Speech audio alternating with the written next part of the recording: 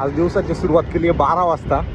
आता पटापट शॉपवरती जाऊ, शॉप उघडू आणि मग बाकीचे कामं करू. चला, शॉपवर जायच्या आधी सगळ्यात पहिल्यांदा आपल्याला एक स्वामींचं दर्शन करून जायचं आहे. पहिल्यांदा दर्शन करू. मित्रांनो, स्वामींचं दर्शन झालं. आता आपल्याला शॉपवरती जायचं आहे. आता शॉपवर गेल्यावर पुढं ब्लॉग चालू करू. मित्रांनो, आपलं केलं आहे शॉप ओपन. मला स्वतःवर प्राऊड होतो. माझी जिथं पडती सावली तिथं क्राऊड होतो. अपोजिटच्या गाड्या थांबतात, होमीच फकाट. मित्रांनो, आलो आहे आता शॉपवरती. आता शॉप ओपन केलं आहे.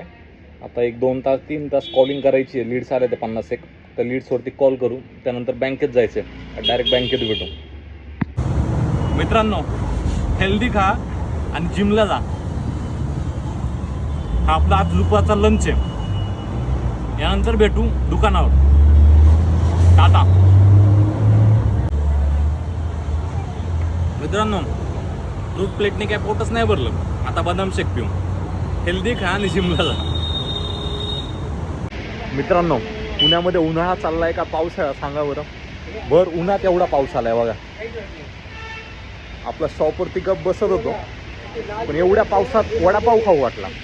म्हटलं चला आता वडापाव आणायला. आता आलोय, एवढा पाऊस चालू झाला मध्येच.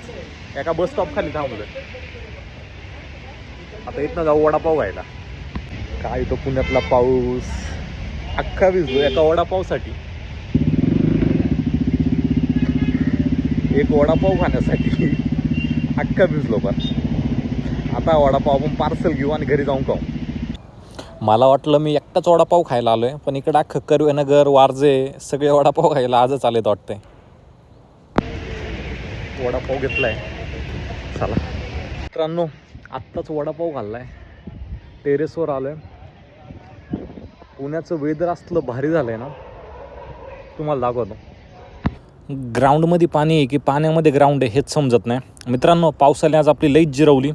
तुमच्यासाठी मी एवढी मेहनत घेतली आहे. तुम्ही पण लवकरात लवकर मला फॉलो करून इंडियाचा नंबर 1 ब्लॉगर बनवून टाका.